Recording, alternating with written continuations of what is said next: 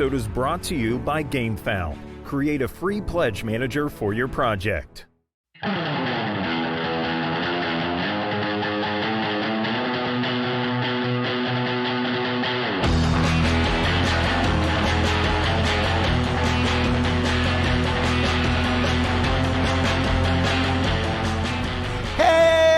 Tom Vassell. I'm Z Garcia. Hello, everybody. Welcome back to Crowdsurfing. El Surfo de Crowdo.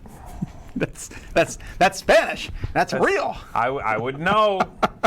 That's not. Alrighty. It is probably not the most popular month to launch a Kickstarter in, although most assuredly it does happen around this time. Happy holidays. That's true. Like, do you think Christmas Eve is a Tuesday? Do you think any Kickstarters will launch on Christmas Eve? Maybe if they're about that, I could see that. If you have a Christmas-themed something or other, like a Christmas-themed toothbrush, and it sings Christmas tunes to you while you brush your teeth, but it'll probably show up in like August, so that's not good. That's true. So we're not going to be doing a Crowdsurfing on Christmas Eve or on New Year's Eve. So we'll be back in 3 weeks. So we're going to be talking about projects that are ending sometime in the next 3 weeks, but only ones that make us interested even a little bit. So if you don't see it there... Oh, was that a requirement? Well, no, because if that's the case, no, I have to do it if I'm interested at least a little bit, because if Z did it, we'd be looking at 2 projects. That's correct. Here we go. Let's take a look at what's coming out now.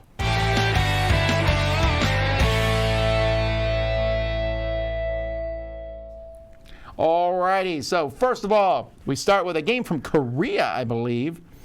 A sinful game. Sins, an infernal deck builder. No, Yes, it's not it from is. Korea. It's from Denmark. I don't know why I said Korea. I bet it is infernal because it's a deck builder. This is their first one. This is, again, we always look at these in order of smallest funded to most. This is being funded, but I don't know that it interests me much at all, other than... What about this caught your eye? The fact it was called Sins, I guess. Okay, all right. This is not your pick of the week, then? Not at all. Not even close. This looks like... I like the artwork. I don't like the artwork. I think the artwork's well done, right? I don't think it's well done. But the cards look dated. Wait, it's fading away. Oh, that's cool. I That think is the actually a cards pretty look cool thing. dated. I think it's another deck builder. At this point, honestly, at this point, if you are putting out a deck builder and it looks like this, and it's your first game, it just feels lazy at this point. Feels too pin-up-ish for me. Well, the one character maybe. Everybody else is evil. No way, 3 out of 6. Yeah, one of those has like horns and an evil. No, come on. The second one in there looks just like a scary creature, not a pinup lady. Depends if you're like... Okay, anyway. Let's go to the next one. No, it just feels lazy to me. Do you have your... Ducks in tow? Ducks in a toe? Ducks in a tow. Ducks in tow. So this is kind of cute. I wonder if this is... They saw that popularity of that Switch Goose game. No way. This must have been in development long before that. Yeah, possibly. But this is a cute theme, right? This looks great. I'm surprised this is not doing better. This looks really nice. Well, I mean, it's... Oh, you're right. It is only 21. But it's a cheap game. 647 backers is nothing to scoff at. That's true. It looks very attractive. I like the way the... Angry Goose, I'm telling you... Oh, that's for sure. That's based on that Switch That thing. is. The game is not, I think, but that is. Yeah, this looks nice. I like the board. I like the color palette. I like the little meeples, the little goose pulls. No. Duck pulls. Andrew Bosley, I've seen his thing. Stephanie Kwok is the designer of this, so I'm hoping this one's really good. Me too. Just that display of cards here, that makes me happy. Yeah. That just looks so good, so clean. The tiles themselves with the artwork, but also the different... This is a game that I'm really hoping is good. Almost my pick of the week, but it's not. This would be. Thanks. If the I other got that one, from almost. If it wasn't the other one, it would have been this one. So I really like the way this looks, and I am surprised it's not doing better. Look at that adorableness. Look at it. That's cute. That really is. Really ducks. is. Oh, come on. I like it. Spielbox, game magazine since 2010, which is kind of weird. We didn't mention this in our 2010 overview. Right. I thought Spielbox has been around longer than that. Magazine is a hard road to hoe, for sure. Because the Spielbox, I've seen it before. It's a nice magazine. Yeah. Actually, maybe 2010 is when it started coming out in English. I feel like it was around before then in German. That might be it. So the Spielbox, almost always people bought the Spielbox, at least in my recollection. Promo, There's baby. a promo in it, and you would get it. The digital subscription, though, 38 euros for a digital subscription. You don't get the promos, and you'll notice there's only 15 backers for that. Yeah. Print subscription is the same price, essentially, plus shipping, I'm assuming, and that has more backers involved. Again, the articles, the pictures are what I like about Spielbox. I used to, when I was teaching in the classroom, I would get Spielbox, cut the pictures out, and put them on my wall, my bulletin boards. Really? For the board games. You gotta have good pictures. Huh. I didn't have to print anything out. They just took good pictures of games. Yeah. So, I don't know, like, if there's any, like, bonus to getting this one. They're just kickstarting to get more subscribers. I wonder if they mentioned on here anywhere, like, how many subscribers they have. But it is a cool looking magazine, and if you want to get a magazine, you want to sit down and read your articles based on board gaming, old school, so to speak, this is a good one. There's not that many, and this is, I would say, the most popular and best collated one. I would say there's none other than, Yeah. well, I mean, there's like others. There indie are ones others, that are but coming out. This is it. Runestones expansion at Enchanted Forest. This is an expansion for Runestones, which You is played the game. I haven't played it. sure, and I didn't feel like it needed an expansion. I think I got a little mini expansion There already is one, yeah. with it. It's sitting right over there. It's called Nocturnal Creatures. Right, I haven't even played with that yet because I haven't felt the need to. So, but Queen Game, it still is doing really well, and I bet you if I slide down, we'll find that you can get, Runestones, and that's the thing. Oh, of course. Expansions are often used as a way to sell the base game again. Sure, of course. So Runestones is a fine thing. You get the all-in pledge. You can get both of them, plus their Queenie, which is their short for their things. This is a deck-building game, but when you play cards for the special abilities, you have to discard one of them permanently, which is a very unique thing. This is the thing I would be most interested in because the game has these Runestones, which when you buy them give you a special ability. Right. So having 8 more of them, that's the most thing. But then again, you can get the Luxor along with this, so you can come into my house gate. I think that's pretty much it. Not a lot more in the game. It's still on. Sorry, folks. This is live. Come, give me my packages. All right. 2GM Pacific. You skipped one. Did I? Sherlock Holmes, Baker Street Irregulars. Yeah, I know you skipped it because it's my pick of the week. Is it really? You almost destroyed me. Actually, this was on my short list for pick of the week because I love these graphic design novel things. I actually have not played the previous one. I know it was very much aimed at kids, and I don't know where this lands, though I suspect it's also aimed at kids. It is. The Irregulars are the little kids who... I know who they are, but it still could be, you know, it's a family experience, I want to say, but I love this concept. And honestly, this is getting my pick of the week because it stands out from the selection here as a neat concept. The concept's fascinating. Artwork is great. I love that you're getting 4 books, so everybody has a book, and they're 96 pages each. So it's not a dinky little, pamphlet. I love that each of the players is going to have a different special ability, like they did in the original one, and you're all kind of going through these stories together. But as Thomas said of the original one of the kids, one of the regulars, is going to have abilities and things show up on their book that nobody else has. It shows an example here. So here they're looking at the same page, but this one person can see a number on the ladder. So that person is good at climbing, for example. So they can climb up the ladder, and this guy can't reach it. So one person will go to that page. They're the only person who can see that number. They say, I climbed the ladder and yada, yada, yada. Maybe by climbing this ladder, it will say they can come inside and open a gate and let the other kids in. Who knows? Cool. I don't know. That and it is so cool. This looks just pretty and original, and that's why it's my pick of the week. It really stands out when everything else is more minis, more deck building. This feels fresh. Yeah, this is fantastic. I really, really like the first one that was done. It's one of my picks of the year, actually, of cool games. So good. This adventure stuff is just so fascinating. This was not your pick of the week. 2GM Pacific. No, this one is. This is such a weird name. I mean, I would rather them call it like Blitzkrieg or some. Well, the 2GM Pacific version here is compatible with the 2GM Tactics game. No, so I get that, but you can get this. You can combine them, and I have not played the game, but it kind of looks like Summoner Wars in some ways. That's sort of what it appears to be. You are playing on a board. You are putting down these cards on the board, and it looks like a well put together package. I like. Sure, I'm only complaining about the name. I think this is actually a World War II game I might play. I agree. This looks interesting and engaging. I like the. It seems like it's not a bloated system. It looks interesting to me. Ooh. Cards are going to get blown up. Wow. Oh, snap. Wow. Oh, that's a pretty cool animation. I kill a card! Alrighty. Yeah, this looks good.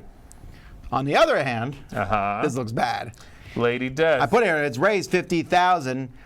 Lady Death, I thought she was a Wolverine enemy, but this just nothing here, especially since most of this just shows you the bundles.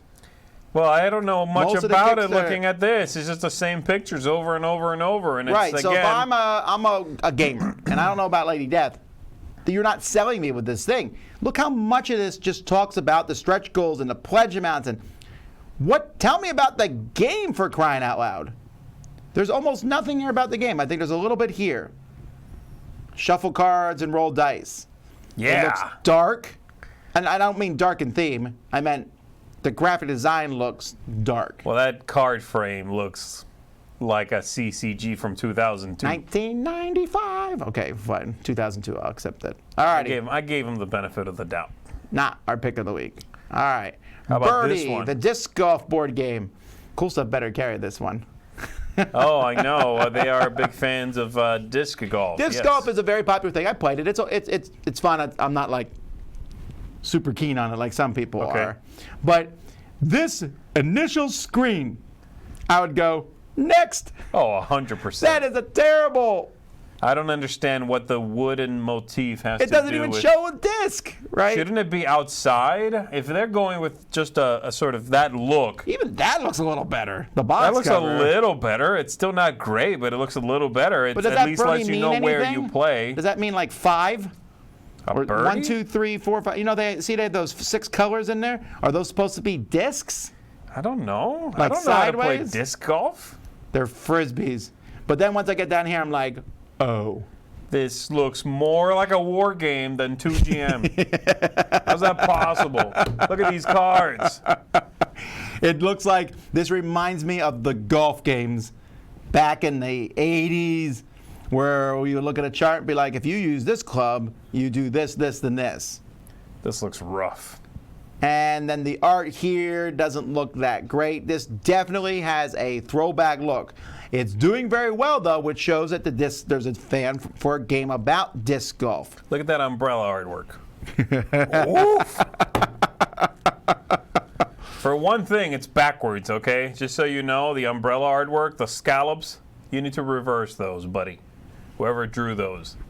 The scallop would go up, not the other way. This looks awful. And it's funding. All right, Red Outpost, the 2 to 4 player Communist Utopia board game. No. Here's the interesting thing about this company. Okay, then I know which one it is. This company itself is a Imperial Publishing, but the person who runs it, Seth Hyatt, used to run Mayday Games. Okay. He may still run Mayday Games. I'm not quite sure, but I think Mayday's his light games company.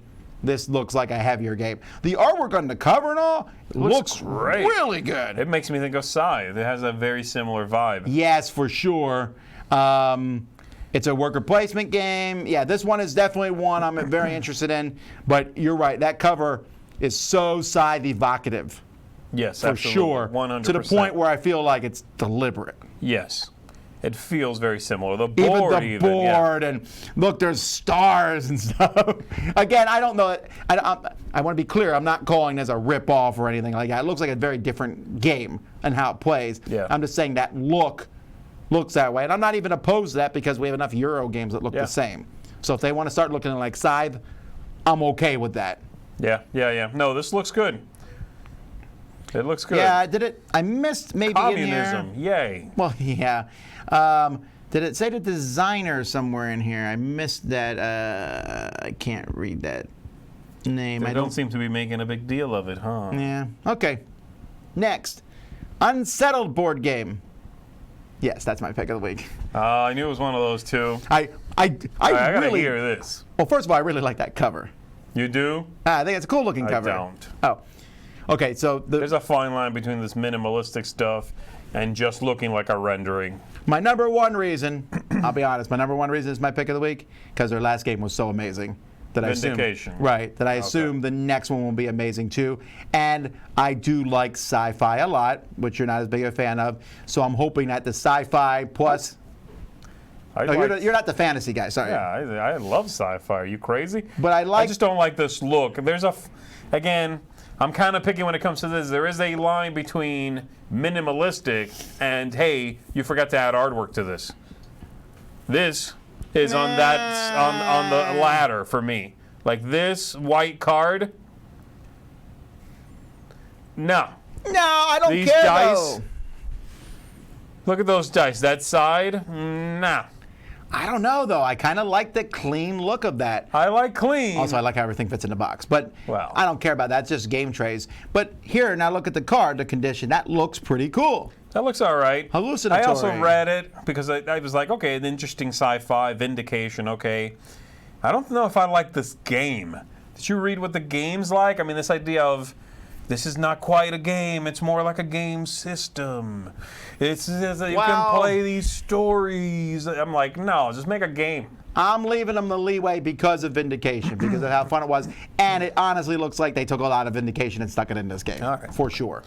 Orange Nebula, if you don't know, by the way, these are the guys who designed the new logo for Board Game Geek. That minimalistic thing is their shtick. Oh, okay. I don't know. I like how it looks. I'm not sure why there's the different color boxes or what have you, but I'm pretty pumped about this one. I do like the artwork a lot. This artwork here, I like that cool alienscape, and then that background. Is that a monster back there? That's kind of cool. Yeah, okay. I like those. Alrighty, continuing on. This was also another one from my possible pick of the week. Really? The 5-minute mystery game here, real-time cooperative mystery game. This is basically a kind of a callback to the 5-minute whatever. Well, they've done a few now. 5-minute. 5-minute Marvel, 5-minute Dungeon. Yes. But this one feels like it's a much different game, and that little dial there in the middle, that looks cool. Yeah. They have a. I also really like 5-minute Marvel. This looks okay to me. The more I read, the less excited I was about it. This isn't for gamers, I think. I think it's for everybody, Sure. in a sense. Sure. So I like this neat idea here. There's the barcodes that match up. The dice you spin, you're narrowing down suspects. I like that artwork on the characters. I'm hoping that this game has a lot of replayability. That's my concern, right? Yes. How many different times can I play? It says 16 case files. Does that mean I can only play 16 times? Or do they mix up in how the winners go and stuff? And it's not an expensive game either. The artwork's great, though. It looks like it's drawn by the same guy who does... Root. It's the Root artist, I think. Oh, is it? That is why it looks so good. Right? I mean, it has to be with those cute characters. It has to be. Lots of people... It's cute. It's cute. I'm not sure... stretch goals! Thank you. I'm not sure I like the game. We'll see. But the look is great. It looks like a very nice game. Alrighty, moving on. What else we got? Night of the Living Dead, a Hey, look zombie at that. side game. You got 7 hours to back it. Yeah. This, I like. You I'm like not, the movie? Yeah, I do. I mean, I find it depressing, but I watched this movie. I'd watch it for Christmas. I watched this when I was a uplifting kid. film. It came on TV, and I was like, oh, I'm so scared. And I watched it, and I was like, oh, wow, zombies. Like this movie was my introduction to zombies. And it scared you. It did. How old were you? 10? What a wuss. Man, I watched Exorcist when I was like 9. So this is their Zombicide game with I this shouldn't have. cool thing on top of it. Yeah, you should have. That movie's like NC-17 back then or something. Yeah, I should not have. My only concern with this game in the Zombicide universe is that this movie didn't feel Zombicide. No. They weren't running outside going, whoa, we're fighting zombies. I mean, there was very few. The movie doesn't have a lot of action in it at all. No. You can watch this movie on YouTube. And no spoilers, though. Whatever. No, like they barricade themselves in the house. At one point, they try to drive off in a truck, and the guy's throwing Molotov cocktails, right? Uh-huh. That's like the biggest action other than them boarding. They spend a lot of the movie boarding up windows. And talking, yes. And talking. And that's interesting, right? I like that because of that, because the movie isn't about gore and it's about just being afraid and not knowing what's going on. Yes. It's weird to me that then becomes Zombicide. Those two things don't mesh. The thing I wasn't sure about, I don't like You'll notice I did pledge for it, but that's... I don't like them combining the Night of the Living Dead side with a Zombicide player side to each character. Oh, is there? Oh, I didn't see that. And apparently you level up. Like, apparently you can go from, like, your Romero side, as they're calling it. But then, like, sometimes you level up and you flip the player board over. See, it's not this that they show you here. It's not that you can play one mode or the other. You're doing both things. Sometimes you, bloop, level up. And suddenly your character has a shotgun. That's like a very different universe, though. When you Those flip them two to things, the other side... Yeah, those two things are just clashing for me. I would love to play just one or just the other, but not both at the same time. I guess I'm not... Again, at the end of the day, I don't care that strongly about it. It's Right. more Zombicide, and people are going to like it, especially if you're a fan of this thing. And I just don't remember Barbara wielding a shotgun at any point. Nah, baby, in the extended cut, yes, but not in the one you saw. Best character in the movie. Harry needed to be hit with that bar a long time. Although, Harry was right. Harry was right, even though he was a jerk. He said they should hide in the basement. Did they? Well, at the very end, the one guy hit and he survived. Tom. Oh, poor Tom.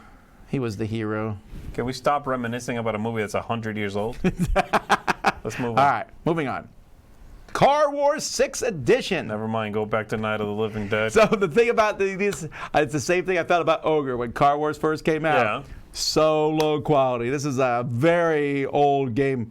Yes. Like 30 years old or something. I mean, that's a long time around. And I think maybe Steve Jackson saw, Mad Max? No. Gaslands, right? Gaslands, super oh, popular. Sure. Yeah. Car Wars like, excuse me, Gaslands, we were first. Hold my... Yes. But in this one, you don't necessarily build your cards physically. They come for you already with the stuff, which I'm okay with. I mean, it's silly in Gaslands to build the cards, but if you can just buy them like this, why not? They're cool. Those are neat. Oh, yeah, you were using cards and stuff in the original Car Wars. Yeah, it's 6th edition. I mean, it has its fans. I don't know who's going to play this. It really reminds me of the Ogre campaign, which was huge. They sent out this big giant box. Everybody was like super excited about it. That box was enormous. And then nothing. Have you heard about Ogre? No, Have you seen anyone play it? No, it's kind But of I think a lot of people like having this stuff. They like this is more of a personal thing. You don't necessarily like Ogre. The folks you play with come over to your place and play with you. This isn't going to get a lot of traction at the local game club. It's the same thing. I think it's cool. It's making a lot of money. People clearly feel either nostalgic about it and they want to get this version, which is great. I like that. Or they're just... But look at that. That is the average amount spent per backer. $151. And 48 cents. That is a lot. Serious cash per... What is the all-in thing? It's got to be more than 150 then. Retail award's 200. There it is. The $300 award, only 10 backers did that one. $400 award, 69. $1,000 award, only 2. $1,250, 4. And there's ones that are gone. Maybe there was one down here that 145. 603 backers for this one. For 145. That was their Cyber Monday special. Okay. So it looks like the one that's gone the most is that one, probably. Yeah, but it was a special deal. Yeah, because now it's 140 and it's 416. It wasn't that big of a deal. $140. That's crazy. That's not nothing. Alrighty, last Kickstarter of the week. Oops, got to slide to the top. Divinity! This one, Original Sin, the board game. Now, this is based, from what I understand, on a video game. Yeah. Have you played the video game? Yes, a little bit. I like the video game. Yeah, it's an RPG. You know, it's that typical top-down or isometric RPG. Well, good writing, well done. I enjoy it. It's a setting which is a bit similar to, well, a lot of RPGs. Baldur's Gate type stuff, maybe? Yeah, sure. It's got a nice amount of humor actually in it that doesn't feel too dorky, but it works well. I've played a bit. I enjoyed it. I don't necessarily then want to turn around and play a heavy miniatures game based in that world. I do like that ice rhino. That's cool. That is neat. The thing about this, converting a video game into a board game, it's always hard. RPGs are easier, though, because they're step by step. That's not what I mean. I was going to say what I like about Divinity Original Sin is not the theme. Like, it's not the theme that I'm like, oh, you know what I want to do is spend way more time in this world. But it's a fantasy world. But some people might like that specific world. I don't know. It just seems, well, obviously, it's something. It's selling well, so. This is the biggest Kickstarter of the week that we're looking at. So it's what? Yeah. It's in the millions, isn't it? It's 1.5 million, yeah. No, not yet. Not till I see $241 past that. $1.5 million. Come and on. 8,000 backers. That's actually. Okay, do the math. I will do the math. You're a math teacher. Can't you just do this in your head? Oh, that almost passed. 759 divided by 8. What do you think it is? This is an average of 100. About? You just saw the phone, you dork. No, what is it? Yeah, 179. Yeah, okay. So, it went over and then back down. No! 179, though, is not a small amount. It's amazing to me the amount of money that people throw at Kickstarters at this point. Yeah. Keep that in mind. Because in a few weeks, January 6th, Dice Tower is launching their own Kickstarter. I would like to see this 179 average there, if you can. I get it. All right, so that's what we have. Let's jump to our contributors now. Hey folks, welcome back to their Dice Tower preview recap. I'm Mark, and usually I have a bunch of new games to talk about. Well, it's that time of year, not a lot going on, for me anyway, and I thought it seems to be the time to do countdowns, so I'm going to give you my top 3 Dice Tower preview experiences of the year. Why only 3? Why not? And so, kicking it off in the number 3 spot is Beyond Humanity Colonies. In Colonies, Earth has been devastated by wars, overpopulation, as well as resource consumption. Now, you and thousands of other hopeful colonists head out into deep space looking for a new homeworld. Once you find that world, you will land the Ark module there and try to terraform it. You, as the players, are going to take on the role of managers, trying to balance the needs of all these colonists while shuttling them down to the surface and building out the structure to house them, to feed them, and to care for them, as well as having technological advancements. And your goal here is to separate from Earth. So Colonies definitely rates up there as one of the most unique gaming experiences I had doing Dice Tower previews. Wow, this is something special because you are truly building out this physical representation of the colony. And even though there's a clear winner at the end of the game, you have to work together or the colony fails and implodes. I mean, there's riots, there's upheaval. You have to control the population and give them what they need, as well as lead them into the next century, so to say. It just really had something special about this game. And, and I had the prototype, which worked pretty well. So I'm really excited to see what the final product looks like, because this game just really captured me. And everyone we played with had a blast. And the tactile experience was just phenomenal. So sliding into number 2 is Moonrakers. No, not the James Bond movie. Moonrakers, you are playing as part of an outlaw faction. However, you yourself are trying to get enough prestige points to take over the Moonrakers and bring order to the galaxy, to some degree anyway. You know, it's important. This galaxy is chaotic, and we really gotta put these outlaws in line. I think so. So Moonrakers might actually be my new favorite deck builder. I love how there's this tug of war back and forth to jockey for position for that front row or that front line points that you're trying to get as your ships move up and down the scale. And how the contracts that you have to work on and build, you can't do on your own, especially in that early game, which makes it something special as well, that you truly have to pull people in to achieve those contracts and to negotiate to give some things away in order for you to get some things that you need. Makes it something really fun. And how even towards late game, you're still having to work together to some degree, but you are building yourself up and getting new cards in order for you to fulfill contracts on your own, and which then will push you up over the edge. But there's all kinds of room here to be traders and things of that nature. So you have to be careful along the way, but it's just a lot of fun. And it's also one of the most unique experiences I had, because this was a game that we teamed up with Geek and Sundry. Becca Scott and I did her show, she did my show. It was so much fun, and it was an incredible experience. And big shout out to the publisher, because they just really put together a fantastic game here. And a big thanks to Becca Scott.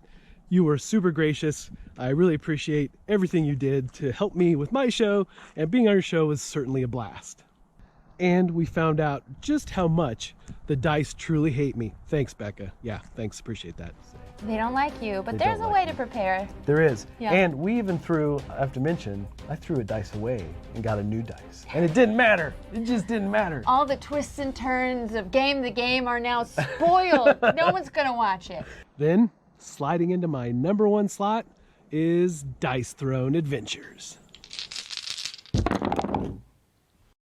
You and your team of battle-hardened heroes have gathered, ready to set off across Crimson Sands to find and defeat the Mad King. But beware, you are not the first to travel this path. Many have tried before, and an army of loyal minions, as well as previously defeated heroes who chose eternal servitude over death, are ready to lay down their lives to end yours. You are certainly not yet strong enough for the final showdown, so you will need to gather loot and upgrade your abilities along the way. When the time comes, will you be ready to take the throne? So I already really enjoyed the battle card game when it comes to Dice Throne. Now, Dice Throne Adventure truly turns that on its side, because, oh my gosh, they've taken that card game and kept those core mechanics and turned it into a dungeon crawl where you have to work together and you have to defeat the Mad King instead of fighting in his arena. So I love what they've done here, and how the different dungeon setups work, and how the loot works, and how you could upgrade your characters. Just a lot of fun. And one of the big things I've always liked about this game is just their presentation style. It's just so beautiful, and how the character boards work and how the dice and cards work together. Everything about this game I love. And I cannot wait to get the full version in my hands, because this is just going to be a dungeon crawl that easily could be my favorite, if not in my top 3. So any one of these 3 games could have easily taken that number 1 slot. I had so much fun with all of them, and I can't wait to add them to my collection. Just tons of fun, and all the experiences that went around those 3 games was just something unique this year for sure. Now, if you want any more information about any of these games, please go check out my full previews. And I have to say a big thanks for following along this year. I've had so much fun doing these previews, and for having you follow along on these walks. Hope to do many more next year, and I wish everyone a very happy holiday season. And you know what? Do something a little different. I'm going to take you to Galaxy's Edge and for the Blue Milk, Green Milk Challenge. All right, folks, until next time, we'll see you at the table. All right, we're doing it. the blue milk taste test. Let's see. You ready? Are you guys are you ready for this? Are you sure? Okay, ready? Blue milk. It's good stuff. I think over here on the side we have some green milk to swap with, and I suspect the green milk is not as good. Let's see. Are you ready? Are you sure? Okay, I'm doing it. Oh, yeah, no. Stay away from the green milk. Blue. It's the only way to go. Blue milk, I'm telling you. Look at it. Over here we got some stormtroopers trying to mess up my video. I don't know what they think they're doing. They think they're trying to control the people? I don't understand. What do you think? Blue milk or green milk? Blue milk or green milk? Blue or green? Aren't you a little bold for a civilian? Well, I'm just saying. Apparently I'm a little bold, but blue is definitely the better choice. Well, they are First Order stormtroopers after all. Hey folks, and welcome to the first ever, possibly never to ever happen again, or maybe annual, FOMO Awards. This is a show where I take a look at the games that I potentially had a fear of missing out on, maybe you do too, and we'll see who was the best of the best in categories that I may or may not have just made up before the filming of this award show. So, before we get into that, let's take it some quick clips at the games that I took a look at this year.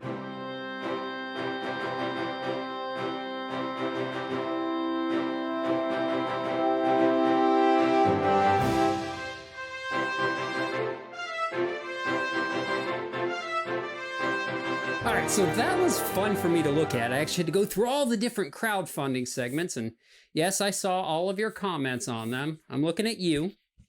But let's dive right into the categories. So, the first category of the evening is going to be Best Prototype.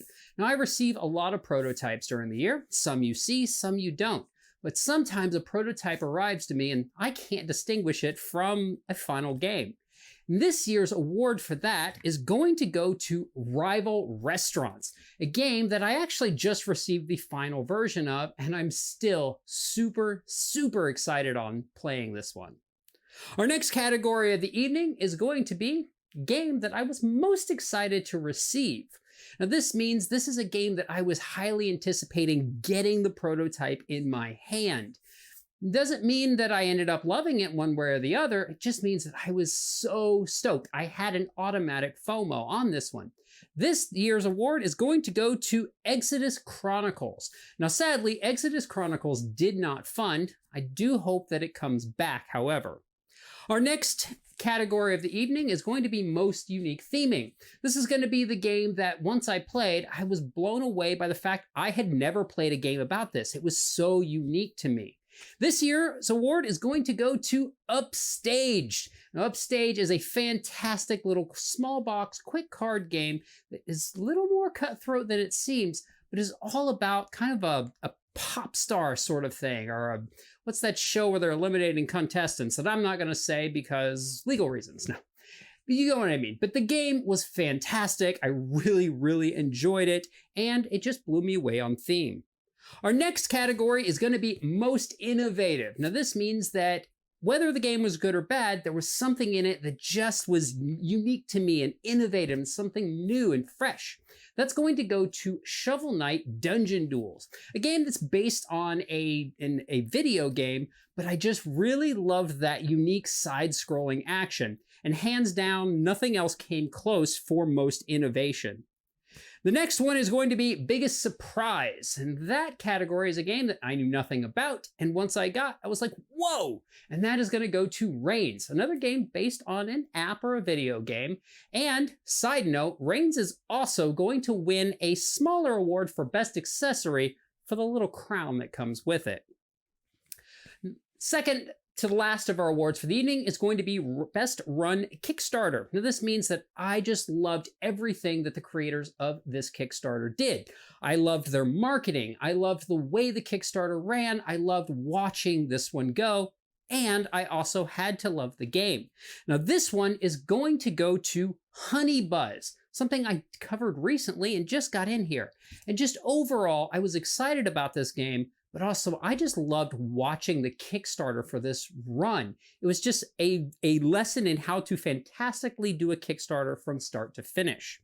Our final normal category of the night is going to go to the best game overall. This means of all of the games, this is the game that I want to just keep playing over and over again. It was hands down for me, my game of the year from this small sample size of Kickstarters. Not my game of the year, but you know what I mean.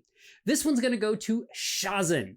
This one is one that I consistently still play. I actually beg to keep the prototype, and I'm super excited to get the final copy. So Shazin is going to win for the best of this group. Finally, I do have some honorary awards that are not related to the Kickstarters.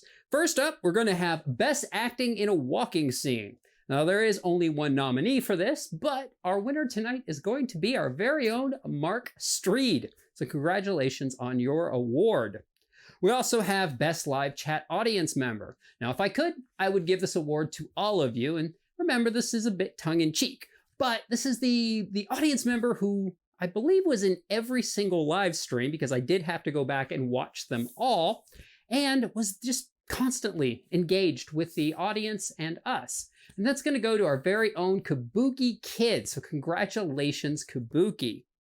Finally, I am going to give a FOMO score on the year. Now, this is not only these games that I covered, but also all other Kickstarters that I think ran through the year, and just my general commentary on how I think the games that came out this year on Kickstarter were. Well, I hope that you have a happy holidays with friends and family, and you have a happy new year. And I, of course, am excited to see you folks next year for more Kickstarters and more fear of potentially missing out on them. Take care.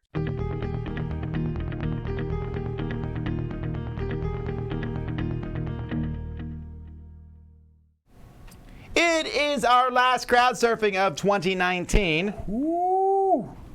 Yes, a lot of kickstarting. The new millennium starts in a few days. I was like, what? Isn't that right? That's right. We're in the 3000s now. The 2020s is a new We're gonna millennium. skip a year. If I know anything about math, and I'm not saying I do, it's a new millennium in January. Got it. Yeah, go ahead. All right, so I wanted to quick take a look at stuff that came out in 2019. Right. And we'll take a look at the most popular Kickstarters that were released. Not the Kickstarters that projects happened in 2019. That's a topic for another day. These are games that came out. So we look here at Board Game Geek. There's a quick run through. Kickstarter did not dominate the year like I thought it would. How are these ranked? It looks like I put them by number of voters. So we got Wingspan, Tapestry. Those could have been Kickstarters. Sure, but he moved on from that Stonemaier did Then games. Fantasy Flight, AEG, Res Arcana's a surprise one in there. Yeah, baby, so Twice good. as clever. Star Wars Outer Rim. Finally, the first one here, Escape Plan. Yes. That one's very popular from Eagle Griffin Games. The Talacerta games are usually very, very popular. Villager surprisingly moved up there. You've not played this one yet, have you? I think I did. Yeah, I think I played at the UKGE, so it's been several months. I thought it was okay. But yeah, I'm surprised it's that high. There's a lot of folks who played So it. Escape Plan number 1, Villagers number 2, then we dropped down a couple to Barrage from Cranio. Now this Kickstarter got a lot of hate because there was some production problems with it. Okay. The game itself is getting pretty good praise. Cartographer's a role player's tale. Now, not what I'm trying to struggle if that was a Kickstarter or not. That came from the I guys. think all the role player stuff is kickstarted. I'm not sure Cartographer's was. I think he may have bypassed that. Okay. Paladins was definitely a Kickstarter. That one did very well. Garfield games always do well. I believe right now he's just launched or is about to launch the expansion for this. Okay. Or expansion for Architects, one of the two. But they're all blurring together that wise. Llama should never have been printed. Points out, Horrified. Oh. Parks is one that was a Kickstarter. Yes, it was. And Yes, it was. That's one of the best produced games Absolutely. that came out. I think Keymaster is just putting out some amazing looking games. Their games are not always good games, But man, they know how to make a game look good. Just unbelievable. And they're working with the best people, too. They have great inserts for their stuff. The art for this is from another company that they licensed, who already had these posters made for the parks. So it looks phenomenal. Black Angel. I'm looking for another. Call to Adventure. I think that one was Kickstarted. They definitely kickstarted the expansions to this one, which Right. or the sequels, which were set in the different fantasy universes. Yeah. So that one did well. Let's see, Tainted Grail. This one only has 1,500 people who ranked it, but this one was easily one of the top 2 big Kickstarters that was fulfilled this year. The other one being the one right underneath it, which was Batman Gotham City Chronicles. Yeah. Those are 2 mega Kickstarters that came out. Batman came out, and almost instantly, they put up the the next Batman Kickstarter. That's right. It was almost like, here you go. You want more? Let's put this out quickly before anybody reads the rule book. Sure. So those were 2 huge ones. And then Aeons and Legacy, I think, was a Kickstarter. I don't remember exactly. On Tour. Was that Kickstarter from Board Game Tables? I don't remember if they kickstarted I don't know that. if they think so. kickstarted that. Museum definitely was a Kickstarter. So was U-Boot, the board game. Both of those. Museum did very well with its initial release and the happiness that came out from that one. Copenhagen's a Kickstarter, but then Queen's almost a unique case.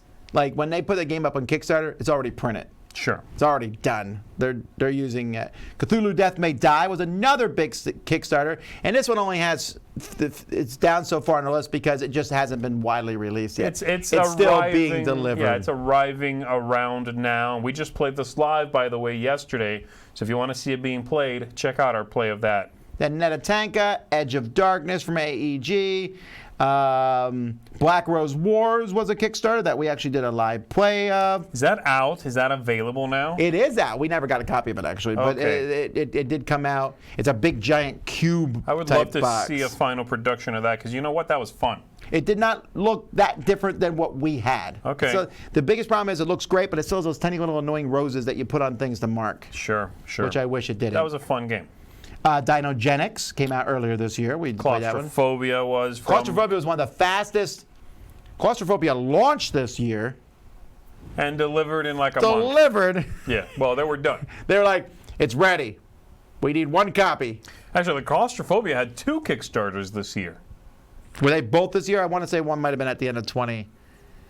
Okay, well, they had almost 2 Kickstarters were really back to close. back, right? They kickstarted, they delivered in about a month because they were all done sitting in a warehouse, and then they didn't quite sell them all, so they were like, we're going to do another Kickstarter. However, from what I understand, you cannot do a Kickstarter again for the exact same thing. You're not supposed to, so you find some way So around the it. second Kickstarter was actually for a soundtrack. So, But one of the pledge levels will give you the game, and they sold off the rest of the ones they had printed. So it was fine. It's a great production. I thought it was a great game. Tiny Epic Max, Joan of Arc. So there's a lot of big Kickstarters that delivered this year for sure. And then we're starting to get into stuff that's not as popular. But the Seventh Continent expansion. It did. That was another way to kickstart Seventh Continent. Yes. By having the expansion. Hate was one that came out this year to very low buzz. It came out very early in the year because I remember it was at Dice Tower West. But Hate was, come on, knew their audience. Yes. They're like, this is for a very specific group of people. We're kickstarting it. Here you go. Done. Unlike a lot of their games, which they did big, like Blood Rage and stuff, they want to kickstart those and then keep selling them. That's right. Hate, they said they weren't going to keep selling it, and they followed through on that. I've seen nothing else about it. I mean, the only other time it was technically available was through their Wayback Machine or whatever that's called. Sure. But that's not done yet. That's still happening. They haven't released that. They haven't made that available yet. So if they had any copies left, you could get them through there. It's a Wonderful World was a Kickstarter, which I really enjoyed. Yeah, and they had multiple different versions of that too, right? They had like a really big cube one. No, well, that is the Kickstarter version. And then the other one's for retail, which I like. You know, one of the things I don't like is when you get a big Kickstarter version and there's missing pieces, and they're like, well, you would have got them if you had Kickstarted it. Yeah, it stings a little bit, doesn't it? Yeah. Zombicide Invader, which I remember was delivered around June because we were at UK Games Expo when that one came out. Glenmore 2 Chronicles came out at Essen. That was a very popular one. Very good production there, too. Snowdonia, I remember when that one was Kickstarter. There's a lot of Kickstarters. Even though Kickstarters did not hit the top 10 this year, definitely it feels like every other game is a Kickstarter at this point that comes out. Artemis Project was Kickstarted. Cloudspire was Kickstarted. Madara was Kickstarted. That was another big one. Sorcerer was Kickstarted. Yeah. Although that one didn't get as much buzz as I thought. I think it just wasn't as simple as I don't know what it was, but they are selling it, so that one's getting a lot of traction, or some traction anyway, after the fact. And Fantastic Factories. That was one of those surprise Kickstarters that didn't get a huge buzz in its campaign, but post-campaign, people were going, this is pretty good.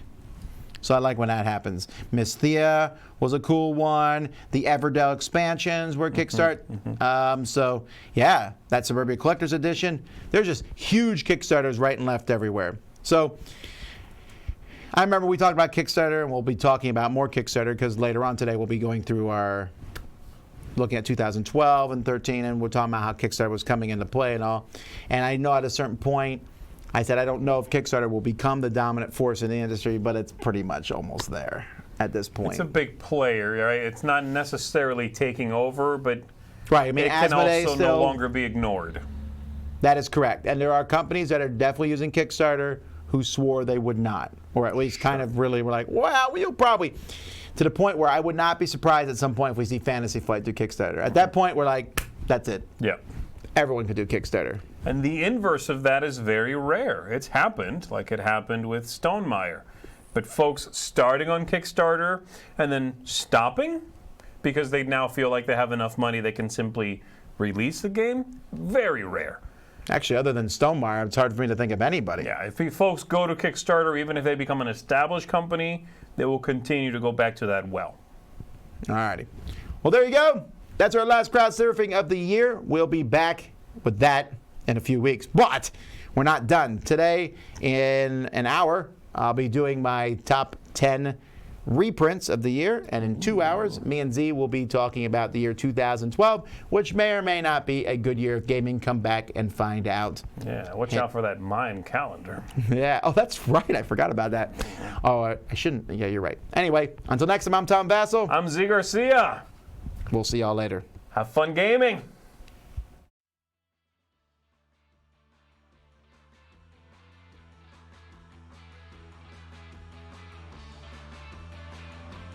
Thanks so much for watching another Dice Tower video.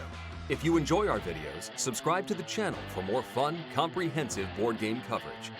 Also, consider joining us at one of our events. Come to Dice Tower Retreat, a small, intimate gathering where gaming is king. Join us for Dice Tower Cruise, the largest board game cruise. Attend Dice Tower West in Las Vegas for gaming fun on the West Coast, or Dice Tower East in Orlando in sunny Florida. Dice Tower Conventions, the friendliest gaming conventions on Earth. I'm Eric Summerer, and you've been watching The Dice Tower.